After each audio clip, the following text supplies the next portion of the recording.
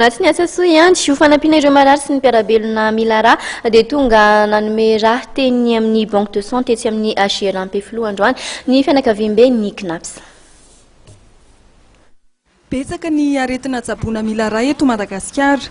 Isan'izany ny aretina toy ny homamiadana, ny fandidiana, loza tampoka na ny accident, ny vehivavy sarom-piterahana. Samy mila rà avokoa ireny. Tsy ampy anefa ny banque de sang eto Madagasikara. Ka izay nahatonga ny fianakaviam-ben'ny CNAPS isa-taona manome rà. Anjatony mahery ireo mpiasan'ny tahiry-pirenena tonga teny amin'ny centre médico-social teny Ampefilo. Ny famezana rà moa zany dia ataoko hoe fomba fanao CNAPS, fomba fiaraha-miasa miaraka amin'ny banque de sang, raha malala loatra fa fanampiana ny mpiray-tanindrazana eo amin'ny zavatra maro mety ilana ny rà, ao ny aretina be da be, ny accident, ny sarom-piterahana, ny fandidiana, ao ihany koa ireo mety ho tratran'ny homamiadana izay mila filana rà.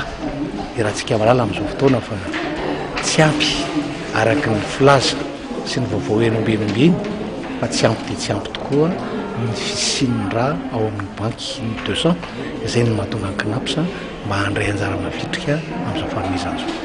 Olona salama vatana tsara eo anelanela amin'ny 20 taona hatramin'ny 80 taona no afaka manome rà.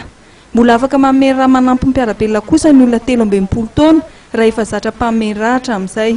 100% amin'ny vatan'olombelona ny rà omena, izany hoe 500 mililitatra eo eo.